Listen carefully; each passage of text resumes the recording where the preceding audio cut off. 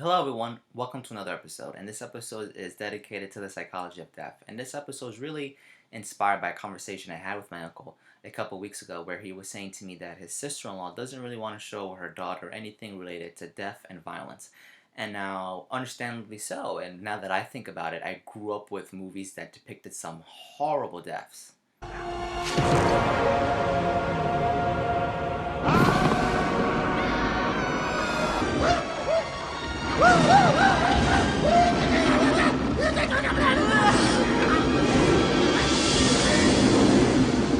Now, some of the reasons why death might be so hard for us to talk about is it's obviously a topic that is incredibly upsetting, especially if you're undergoing a terrible experience where you're experiencing the death of a loved one or a pet. And it's very hard to explain to a child the concept of death, especially if they're at a young age. And it's very hard to describe this concept to them, especially in our media, where death is really a reversible thing. Where if you think about it, many movies portray people dying, but in the end, they kind of come back. I know as a kid, I used to watch Dragon Ball Z, and whenever a character would die in the show, they would just be resurrected by the Dragon Balls.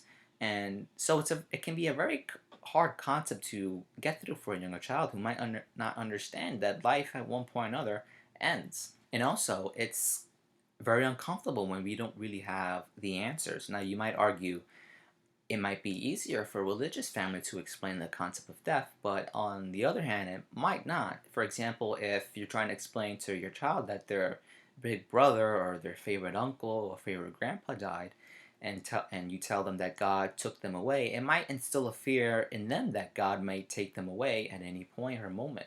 So it's a very fine line to broach in talking with your kids about death. Now, in terms of movies, death can be used as a tool for a character to sacrifice him or herself for the benefit of their group. Like, "Ugh." Let me just show you the clip.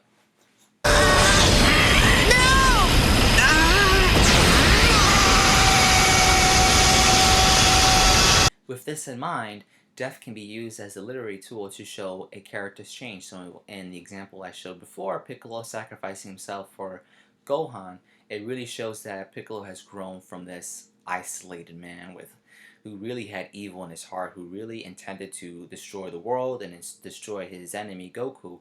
He's really grown from that to someone who has grown a deep love and care for not only the Earth but also Gohan, which is really ironic in a way because that's his enemy's son.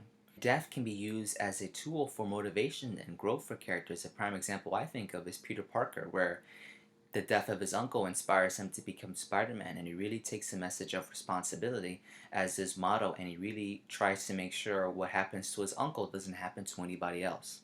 Now guys, what do you think? How should we talk about death to our kids? And why do you think death is used in movies, literature, and anime? Thank you guys once again. See you soon.